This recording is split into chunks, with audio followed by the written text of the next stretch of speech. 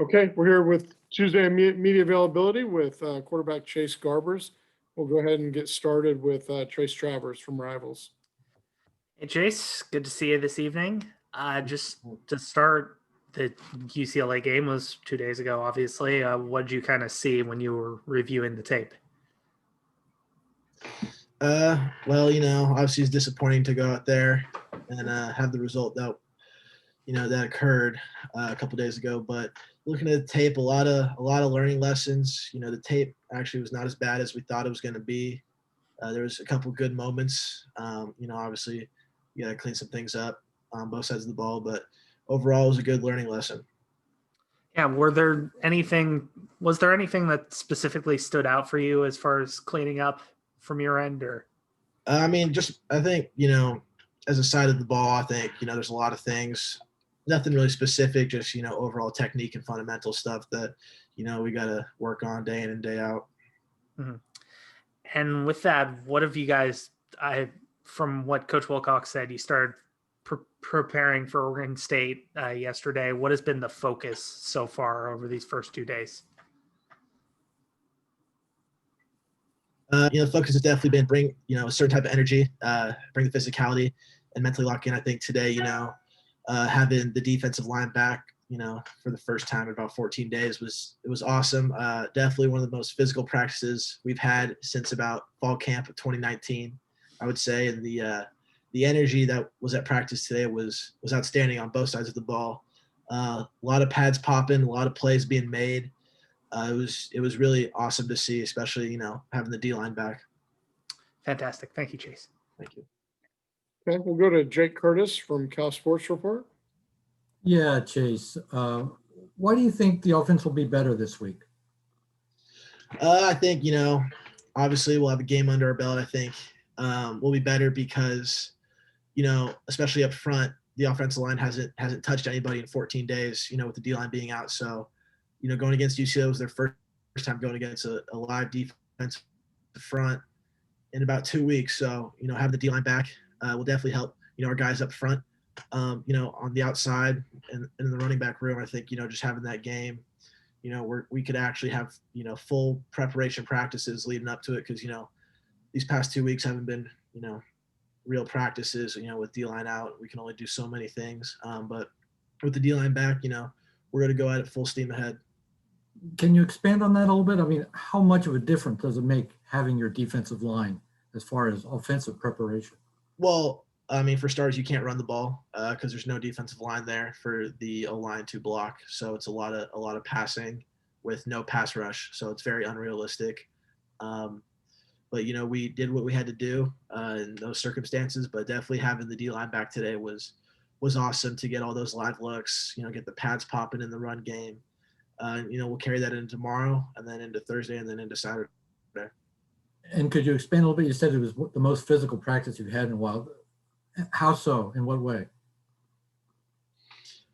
Just the level of hitting we were doing, obviously we don't go live in practice, but, people were squaring up on each other in the hole. Wideouts were being really physical, blocking. The offensive line was, when they were pulling or doing on double teams, they were moving people, and on defense as well. The linebackers were fitting up, hitting. It was a very physical practice. You could definitely hear the pads popping from outside the stadium. And last thing, is that unusual for a Tuesday? No, Tuesday's more of our physical practices, but it definitely was a lot more physical than usual and definitely a lot more physical than we have seen probably since last fall camp. Thanks. Okay, Jim McGill from Bear Insider.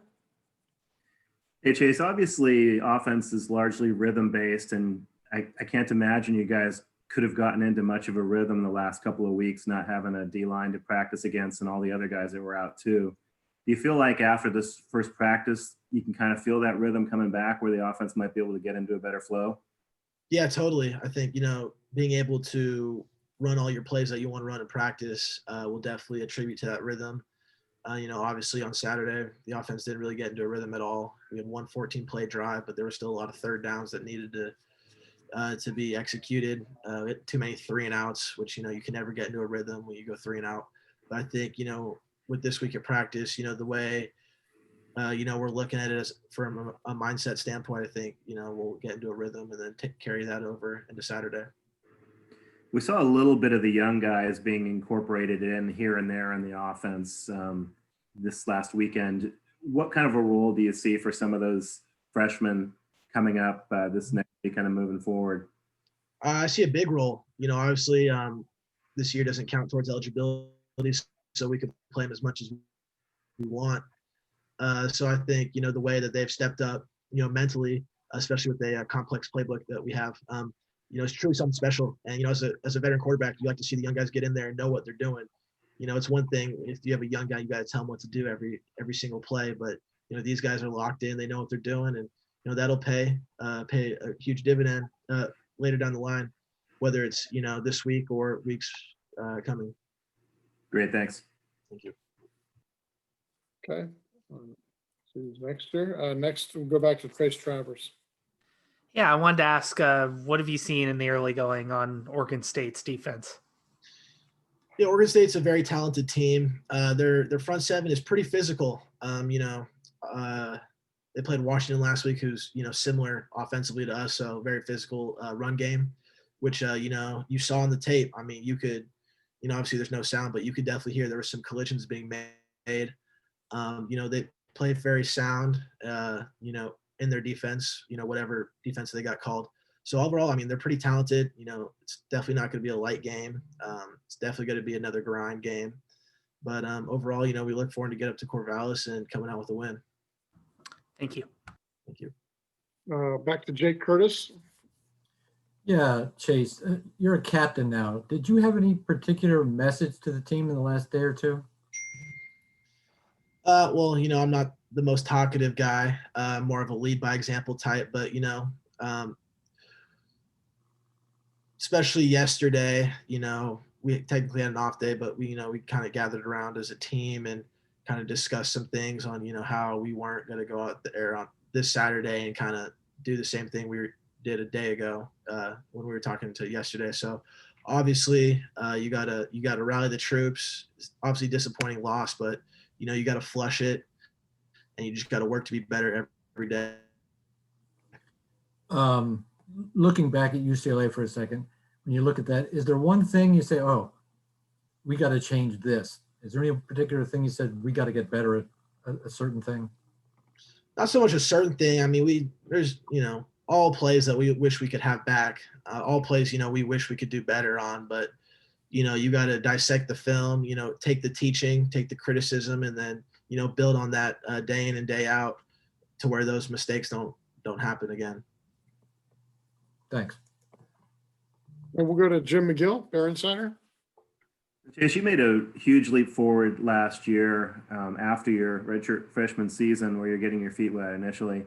How much of that was related to you being a student of the game, really taking the time to break down the opponents and knowing what you were seeing out on the field is just maturing as a quarterback? Because obviously you didn't have much of that opportunity going into UCLA with the one-day prep.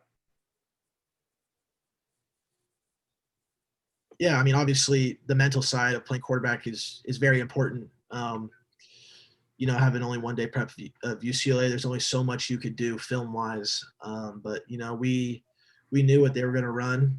Credit to Coach Az and what he did. He threw it all at us. Was very aggressive in his play calling. Saw some things that we didn't see from the week before against Colorado. But you have to adjust on the fly. So I think we did what we were expecting from UCLA after one day prep. We knew what we were going to get. And, unfortunately, we came out with a loss. Thanks. Okay, we'll go to Jasper Sundin from the Daily Cal. Jake stole my question. Okay. Guys, anybody else have a final question for Chase? Give you about 3 seconds here in the chat. If not, we'll let him go. Okay, Chase, looks like you're good to go. Thanks a lot. Thanks, Chase. Thank you, guys. Thanks so much. Have a good night, Chase.